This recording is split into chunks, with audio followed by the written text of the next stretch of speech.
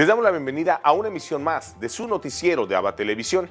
Mi nombre es Cristian Romero y estas son las noticias. Comenzamos en la Ciudad del Vaticano, donde el Papa Francisco dice que es triste observar lo que está sucediendo en Ucrania Oriental. Francisco dice que le preocupa mucho el aumento de tensión en Ucrania Oriental. Denunció que en los últimos meses se han multiplicado las violaciones del alto el fuego en la zona y que observa con inquietud el aumento de la actividad militar.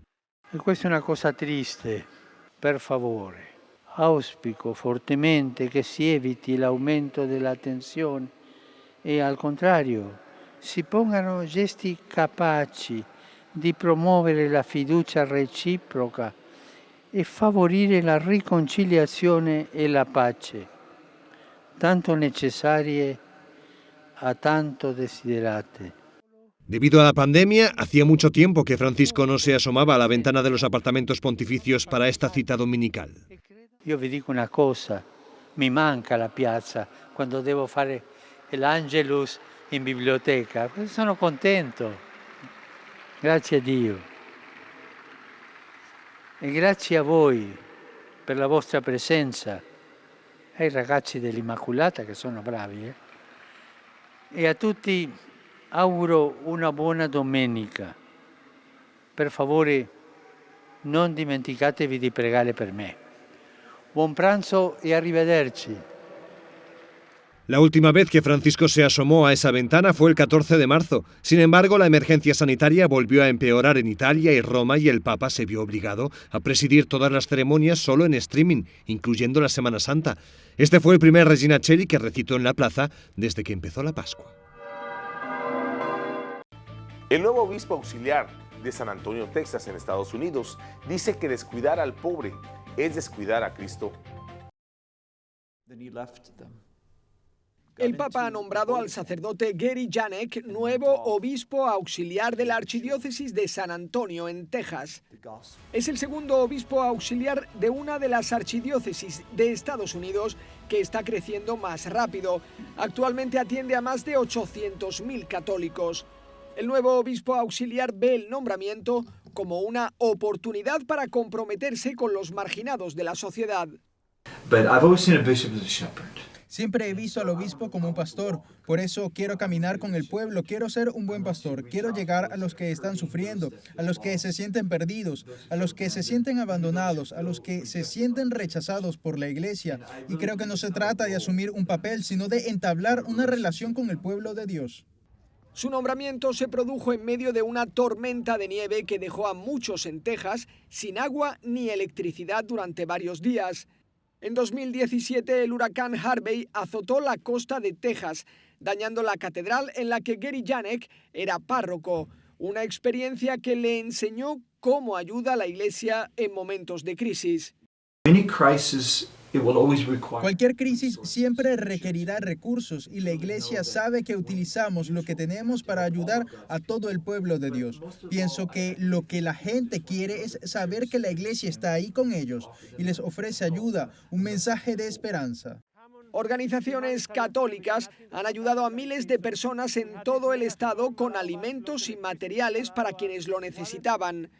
De hecho, Gary Janek quiere que este compromiso con los pobres sea su prioridad como obispo auxiliar. Descuidar las necesidades de los pobres es descuidar a Cristo. Lo creo firmemente como sacerdote y ahora me daré cuenta muy pronto como obispo. La iglesia tiene que estar siempre y estará siempre alineada con los pobres. Para la Archidiócesis de San Antonio, la llegada del nuevo obispo auxiliar será de gran ayuda en este momento de crisis en una de las regiones que más crecen en Estados Unidos. El siguiente documental reúne historias que muestran el legado de la Madre Teresa. Amanece en Calcuta es el nuevo documental de los mismos autores de Wojtyla, la investigación. Los testimonios de 6 personas que se juegan la vida en lugares remotos del mundo muestran cómo se vive el legado de Madre Teresa en la actualidad. La Madre Teresa siempre decía, si no quieres a tu hijo, dámelo a mí, que yo lo cuidaré, ya le buscaré una familia que lo quiera, pero sobre todo, no acabes con él, porque para ella ese era el primer motivo de que no hubiera paz en el mundo.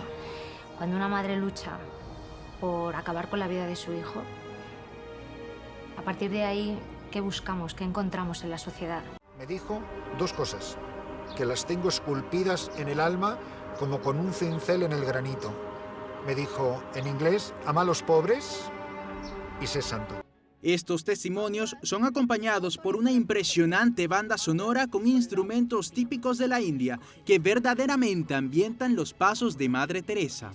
Es el claro ejemplo de que no hace falta ser un gran líder para poder revolucionar el mundo y convertirte en ello con, como decía la Madre Teresa, gotita a gotita. El trabajo diario, más vale poquito con mucho amor que mucho con poco amor.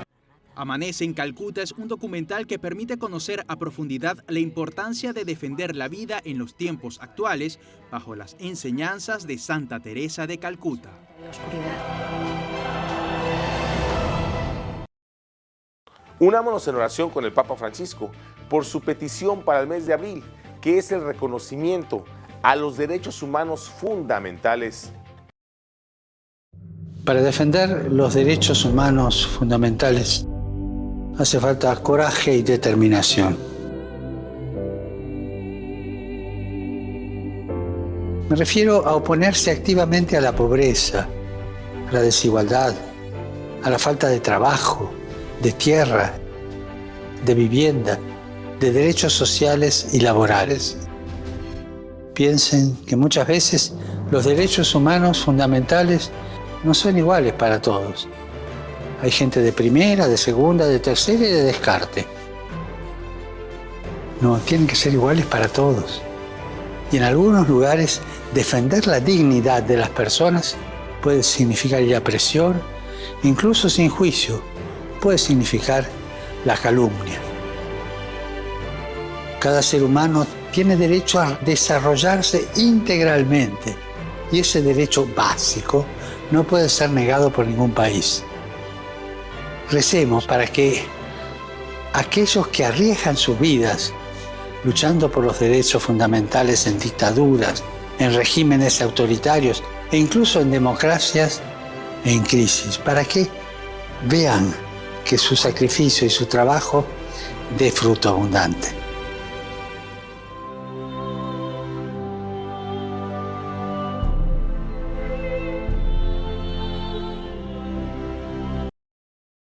A continuación les mostramos una reflexión del Evangelio del día, a cargo de nuestro director general, Jaime Sevilla. En el Evangelio de hoy meditamos el capítulo 6 de Juan y nos invita a hacer el recorrido desde la multiplicación de los panes hasta que llegó al otro lado, a Tiberíades. Y Jesús les dice, yo les aseguro que ustedes no me buscan por los milagros, los signos que han visto, sino por el pan que comieron en esa multiplicación.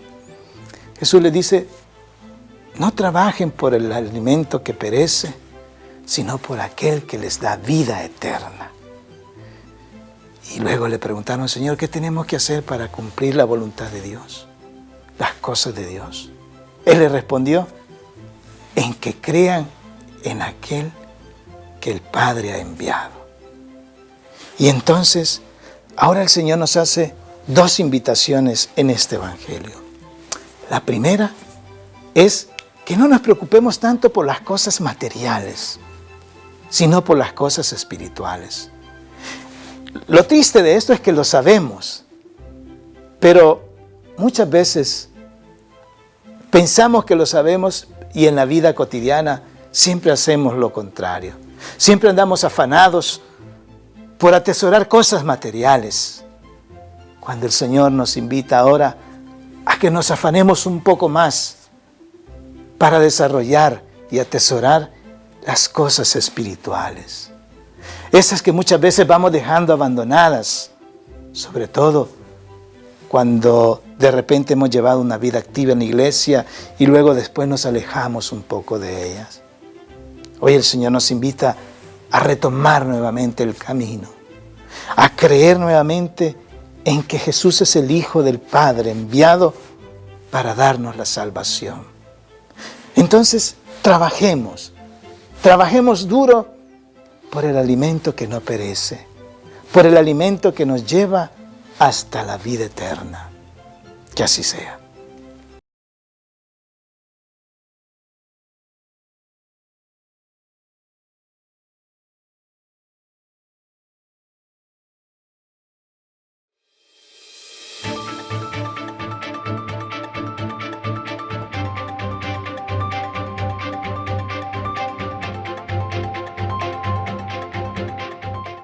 Ahora les mostramos las noticias más importantes de los Estados Unidos, traídas gracias a la cortesía de La Voz de América. El presidente de Estados Unidos, Joe Biden, dijo que su administración aumentará el límite de refugiados después de un intercambio el viernes en el que la administración anunció que mantendría el límite en el nivel históricamente bajo establecido por su predecesor, el expresidente Donald Trump, antes de revertir el curso después de enfrentar críticas de grupos de defensa de los refugiados y también de los demócratas en el Congreso. Biden había anunciado en febrero que aumentaría el límite de refugiados a 62.500. El domingo, el secretario de Estado, Antony Blinken, dijo que sería muy difícil cumplir con el plan de 62.000 refugiados prometidos por Biden, argumentando que el sistema que estaba en vigor cuando comenzó la actual administración carecía de los medios para procesar eficazmente a tanta gente como se esperaba. Blinken habló en el programa This Week de la cadena ABC. Por otro lado, la mitad de todos los adultos en Estados Unidos, el 50.4%, han recibido al menos una inyección contra el COVID-19. Así lo anunció el gobierno el domingo, lo que marca otro hito en la campaña de vacunación más grande del país, pero deja también más trabajo por hacer para convencer a los estadounidenses escépticos de hacerlo.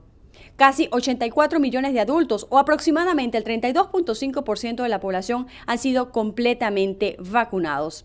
Asimismo, Estados Unidos probablemente tomará medidas para reanudar la vacuna del COVID-19 de Johnson & Johnson la próxima semana, posiblemente con algunas restricciones o advertencias más amplias después de informes de algunos casos muy raros de coágulo de sangre. Así lo dijo el domingo el principal experto en enfermedades infecciosas de Estados Unidos. El doctor Anthony Fauci, en una serie de entrevistas en programas de noticias, dijo el domingo que espera una decisión cuando los asesores de los Centros para el Control y la Prevención de Enfermedades de Estados Unidos se reúnan el viernes para discutir la pausa en la vacuna de la dosis única de Johnson & Johnson. Desde Washington, Sofía Pisani, Voz de América. Caridades Católicas asiste a migrantes que México se niega a recibir. Mientras la mayoría de los inmigrantes es expulsada diariamente a México. Muy contento. Aquí va mi esposa y mi hijo. Un pequeño grupo de unidades familiares, grupos considerados vulnerables, son recibidos tras la negativa del gobierno de México de acogerlos, explicó a La Voz de América la hermana Norma Pimentel de Caridades Católicas.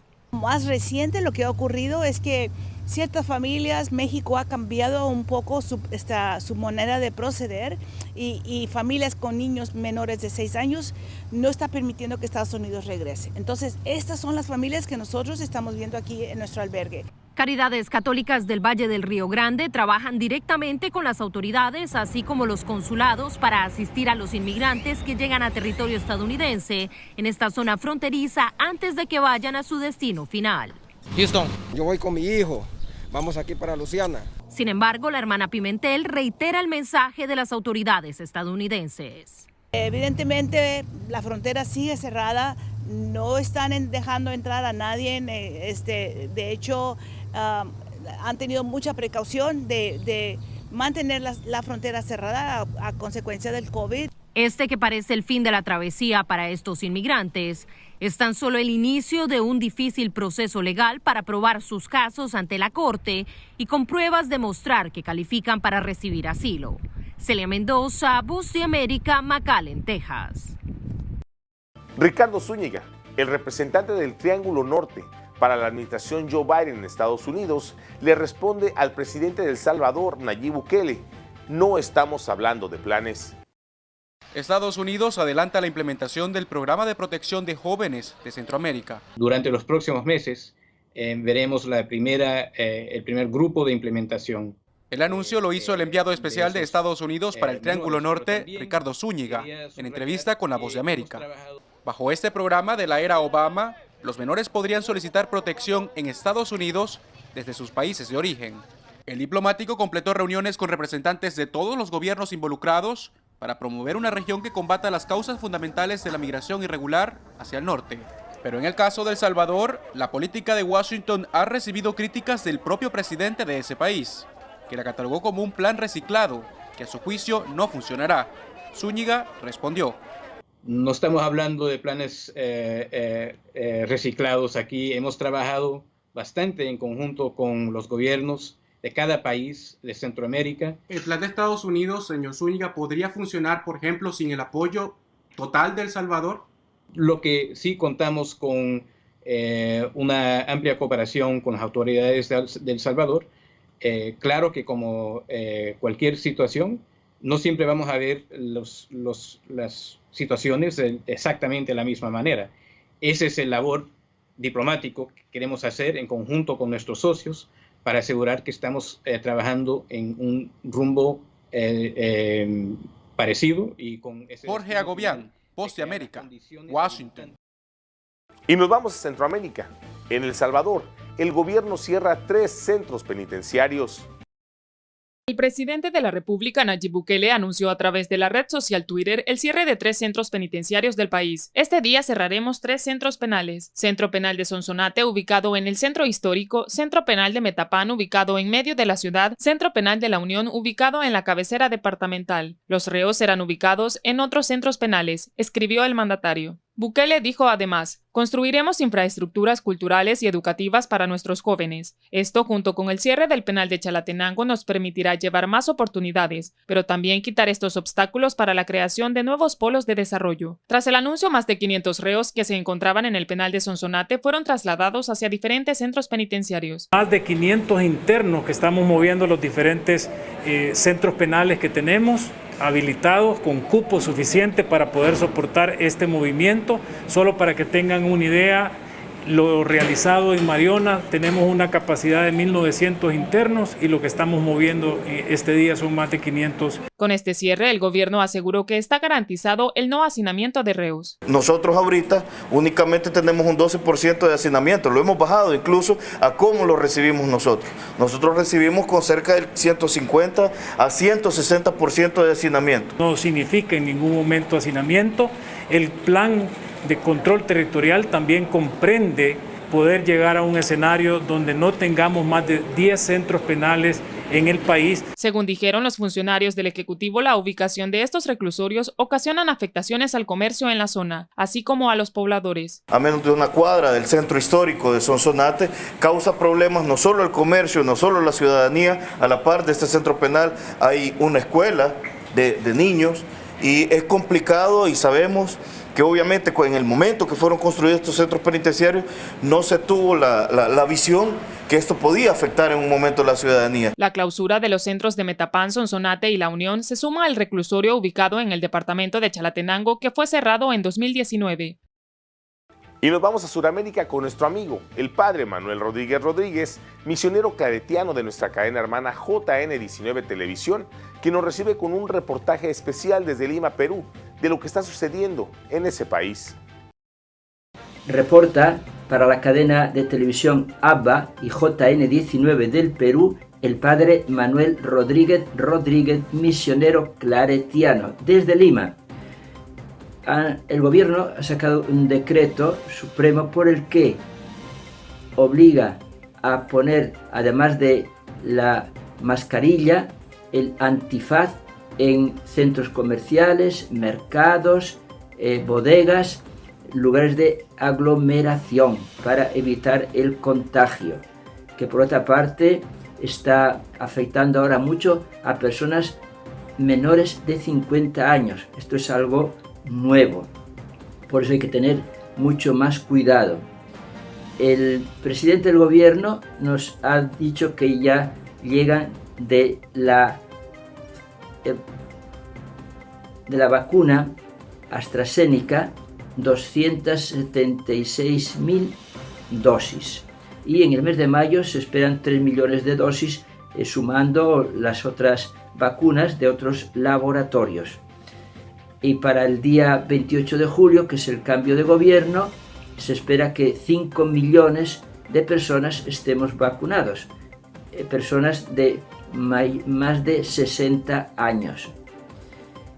El arzobispo de Lima, Monseñor Carlos Castillo Matasollo, en la misa dominical a través de la televisión, ha pedido que seamos generosos en dar comestibles para tantas ollas que se están dando para alimentar a gente muy necesitada y comienza una campaña de 5 semanas en unión con radioprogramas del Perú. También pidió por el obispo auxiliar llamado Monseñor Guillermo Cornejo, que está hospitalizado, y por sacerdotes y por todo el mundo. El arzobispo ha pedido en su oración por todos los que están contagiados especialmente. Ha sido nombrado obispo del Callao, el que hasta ahora era el obispo de Tarma. Es Monseñor Luis Alberto, que era desde el año 2016 el obispo de Tarma, comboniano. Bienvenido, querido señor obispo del Callao. El Premio Nobel Vargas Llosa invita a votar por Keiko como el mal menor para contrarrestar el comunismo al que nos va a llevar pues el otro contrincante, que es Pedro Castillo. Nosotros estamos también sin movilidad en los domingos hasta el 9 de mayo, domingo, que es el Día de la Madre. No se pueden usar vehículos particulares a no ser con un permiso especial. Se está preparando Mater Fátima, es decir, Rosario para el 13 de mayo en todo el mundo. Reportó desde Lima el padre Manuel Rodríguez, misionero claretiano.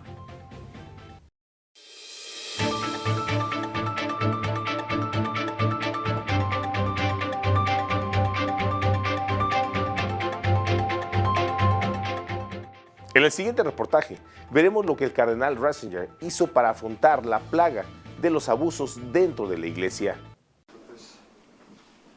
Corría el año 2010 cuando en los archivos de este ministerio del Vaticano encontraron una vieja carta de 1988 firmada por el cardenal Ratzinger. En ella, el entonces prefecto para la doctrina de la fe hacía notar al presidente del Pontificio Consejo de los Textos Legislativos un fallo grave en la gestión de casos de abuso sexual, que los sacerdotes no eran procesados por un tribunal. Para expulsarlos del sacerdocio se recurría a una fórmula condescendiente, la dispensa de sus obligaciones de clérigo. Era una gracia, un favor. Era la misma receta que se aplicaba a personas que pedían abandonar esa condición por otros motivos. Claro, o sea, él decía, estamos concediendo una gracia, que es un beneficio, a gente que hay que juzgarle. Monseñor Arrieta explica que para luchar contra los abusos el cardenal Ratzinger inició un proceso a contracorriente que duraría años. Culminaría en 2001 cuando la Congregación para la Doctrina de la Fe consiguió la competencia para juzgar los casos de presunto abuso sexual. Hasta entonces eran otras las congregaciones que seguían el criterio de no hacer juicios y otorgar dispensas. Ratzinger tuvo un papel importante en dos aspectos. Que su congregación adquiriera las competencias para gestionar procesos evitó que los casos de abuso sexual fueran tratados por distintos dicasterios y por tanto bajo criterios diferentes. Esto fue muy útil. La otra importante fue trabajar por una reforma del derecho penal canónico que hizo los procesos más rápidos y eficaces. Pero todos estos cambios no fueron suficientes para destapar la doble vida de abusadores como Marcial Maciel, cuya buena fama en el Vaticano estaba fuera de toda discusión. 1 o 2 años antes de que falleciera Juan Pablo II, Maciel organizó una gran celebración, por lo que creo que eran sus 60 años de sacerdote. Estaban presentes hasta 20 cardenales de la Curia Romana o que vivían en Roma, e incluso Juan Pablo II mandó un mensaje de felicitación. El vaticanista Gerard O'Connell vivió de cerca la caída de Maciel y las primicias del Boston Globe en Estados Unidos. Dice que las revelaciones de este periódico terminaron por abrir los ojos en Roma. Fue el principio de lo que yo llamo la gran iluminación en la Iglesia Católica. Hasta ese momento a Juan Pablo II le costaba creer que un sacerdote pudiera hacer algo semejante. De hecho, no se fiaba de las acusaciones por la experiencia que vivió en la Polonia comunista. Allí vio cómo se intentaba dañar la credibilidad de sacerdotes ante la gente y pensó durante mucho tiempo que estas acusaciones eran del mismo tipo. Marciel tenía fuertes apoyos dentro del Vaticano y jugó a su favor la ortodoxia y el éxito de la congregación que había fundado. De hecho, Francisco recordó cómo Joseph Ratzinger no consiguió obligarle a retirarse hasta que fue elegido papa. E alla fine il Papa, con voglia di vedere la verità, ha fatto una riunione. Joseph Ratzinger se n'è andato con la cartella lì e tutte le carte, e quando è tornato ha detto al suo segretario: mettelo nell'archivio, ha vinto l'altro partito. Noi non dobbiamo scandalizzarci di questo, sono passi di un processo, ma diventato Papa la prima cosa, portami dell'archivio questo, e incominciato. Así las cosas, se podría decir que fueron dos los grandes obstáculos que tuvo que superar Ratzinger como prefecto para la Congregación de la Doctrina de la Fe. Por un lado, los obstáculos jurídicos que demostraron lo poco que el derecho penal canónico se había desarrollado. Por otro lado, el otro gran obstáculo, y quizás el más difícil de superar, fue la mentalidad de la época. Hoy, 19 de abril, en el Santoral de la Iglesia, celebramos el Día de Santa Inés de Montepulciano. Conozcamos su historia.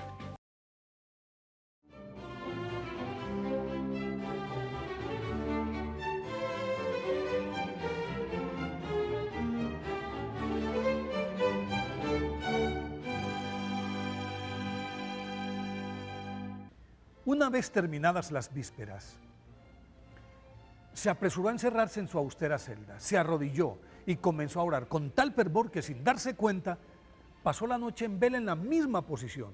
Y cuando en la mañana, en vista de que no salía con la presteza de siempre, la abadesa fue a buscarla, al trasponer el umbral, la encontró embebida en su meditación. Aunque la llamó varias veces por su nombre, no respondió.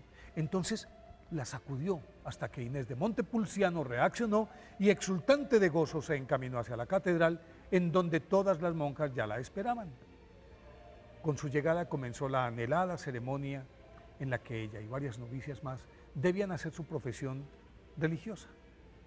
Cuando le tocó el turno, Inés de Montepulciano se adelantó hasta el altar en el que la aguardaba el obispo, y al pronunciar sus votos, una abundante lluvia de copos blancos semejantes al maná, que empezó a caer milagrosamente, transformó su tosco hábito en una resplandeciente capa albina, y en poco tiempo se formó una mullida alfombra que abarcó toda la iglesia. Al mismo tiempo, el ambiente se impregnó de un delicado aroma que solamente desapareció cuando Inés de Montepulciano salió de la iglesia. Desde su más tierna infancia, Inés Segni, nacida el 28 de enero de 1268 en Gracciano Vecchio, junto a Montepulciano en Italia, aprendió a orar y pasaba la mayor parte del día rezando con tal fruición que a sus padres les costaba convencerla para que comiera y durmiera. Por eso, ante su insistencia, sus papás le concedieron permiso para ingresar a un convento en el que la pobreza absoluta era su principal, Las monjas vestían un tosco hábito al que la gente despectivamente llamaba el saco. En poco tiempo, la pequeña Inés, con su devoción, obediencia y observancia rigurosa de las duras reglas del claustro, se convirtió, cuando apenas contaba 9 años, en referente y ejemplo para las monjas adultas, y por eso, 6 años más tarde, después de profesar sus votos, la hermana Margarita, que era su maestra, a la que le habían encomendado la apertura de un monasterio en Proceno, una población cercana a Orvieto, se la llevó como su asistente, y en esta misión, Sor Inés de Montepulciano, apellido con el que la conoce la historia, demostró su innata destreza y autoridad para organizar y administrar.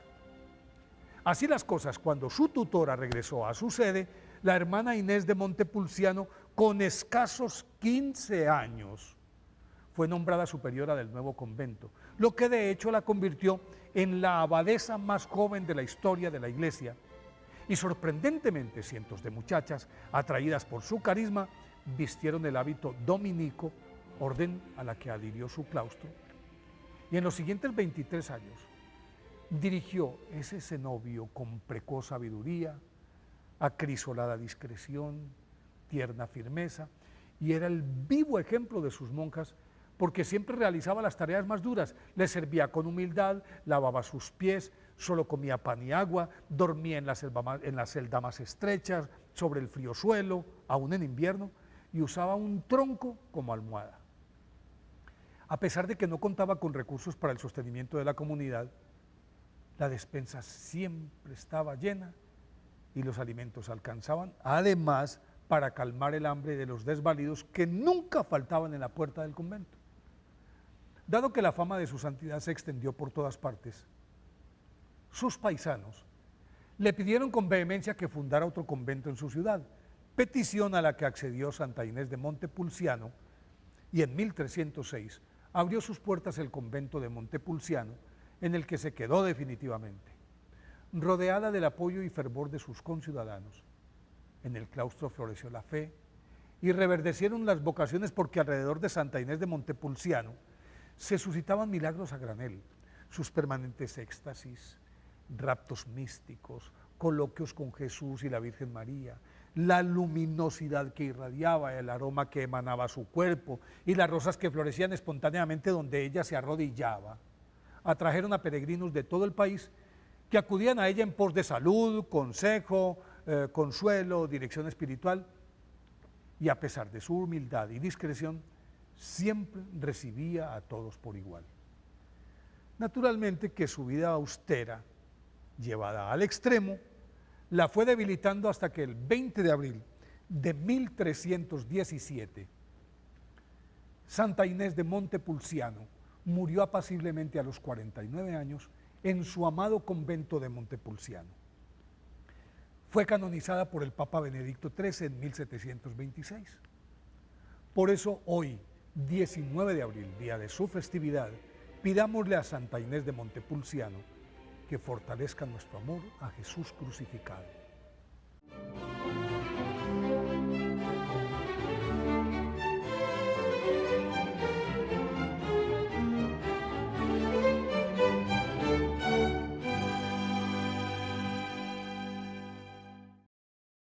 Y nos despedimos con un mensaje de Pascua de nuestro director espiritual, Monseñor Elías Bolaños. Veamos. Soy Monseñor Elías Samuel Bolaños Avelar, obispo de Zacatecoluca.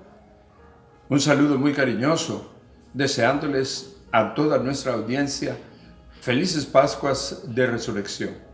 Que Cristo resucitado sea quien anime nuestra vida. Saludamos cariñosamente a toda nuestra audiencia de ABBA Radio y Televisión, ABBA Magazine, ABBA Group. Estamos muy unidos con ustedes, que han sintonizado todos nuestros programas de Semana Santa, y de esa manera revivir los grandes acontecimientos del misterio de nuestra salvación, el misterio pascual. Nuestra catedral con mucho gusto ha transmitido también para ustedes, a quienes saludamos y que esperamos se concluya esta grandiosa fiesta de nuestro Señor Jesucristo con la vigilia pascual. Desde ya pues queremos que Jesucristo resucitado inunde sus corazones, los llene de la alegría, de la fe y de la esperanza. Cristo, venciendo la muerte, llena de profundo sentido nuestra vida. Y esto es lo que queremos para cada uno de ustedes, que realmente, habiendo vivido nuestra fe, el Señor les recompense con la esperanza de la vida eterna. Que Cristo resucitado, que el aleluya que cantamos llene todo nuestro tiempo pascual. Bendiciones para ustedes. Y así llegamos al final de una emisión más de su noticiero de ABBA Televisión. Muchas gracias por su preferencia y continúen con nuestra programación.